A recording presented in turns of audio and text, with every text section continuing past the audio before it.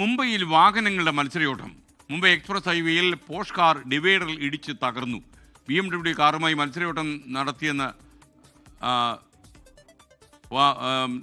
പോഷെ car ഡിവൈഡറിൽ ഇടിച്ച് തകർന്നു. BMW കാറുമായി മത്സരയോട്ടം നടത്തിയെന്ന് ദൃക്സാക്ഷികൾ ആരോപിച്ചു. മുംബൈയിൽ നിന്ന് ശ്രീനാഥ് ചന്ദ്രൻ തയ്യാറാക്കിയ റിപ്പോർട്ട്.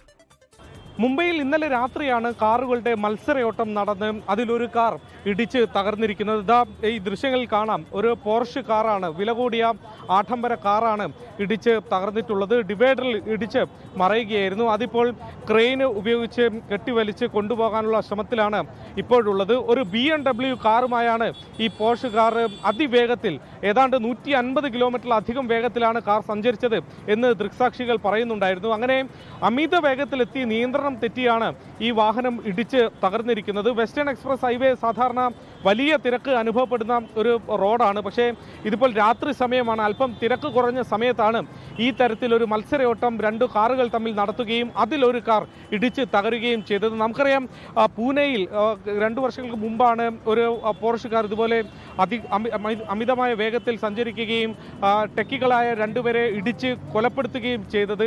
ആ സംഭവത്തിൻ്റെ ഓർമ്മകൾ മാറിയിട്ടില്ല. അപ്പോഴാണ് മുംബൈ നഗരത്തിൽ സമാനമായ രീതിയിൽ 2 കാറുകൾ മത്സരയോട്ടം നടത്തുകയും അതിലൊരു കാർ ഈ വിധം ഇടിച്ച് തകരുകയും ചെയ്തിട്ടുള്ളത്. ഏതായാലും ഈ ഡ്രൈവർക്ക് പരിക്കേറ്റിട്ടുണ്ട്. അദ്ദേഹത്തെ ആശുപത്രിയിലേക്ക് മാറ്റിയിട്ടുണ്ട്. പോലീസ് കേസെടുത്തിട്ടുണ്ട്. അപകടകരമായി വാഹനം ഓടിച്ച അടക്കമുള്ള വിവിധ വകുപ്പുകൾ പ്രകാരമാണ് കേസെടുത്തിട്ടുള്ളത്.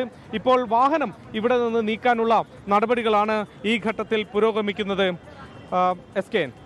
ലോകത്തെവിടെയായാലും ഏത് സമയത്തും 24 വാർത്തകളും ഓഗ്മെന്റഡ് റിയാലിറ്റി പാക്കേജുകളും എക്സ്പ്ലെയിനറുകളും വിശദമായി കാണാൻ ഞങ്ങളുടെ യൂട്യൂബ് ചാനൽ നിങ്ങൾക്ക് സബ്സ്ക്രൈബ് ചെയ്യാം.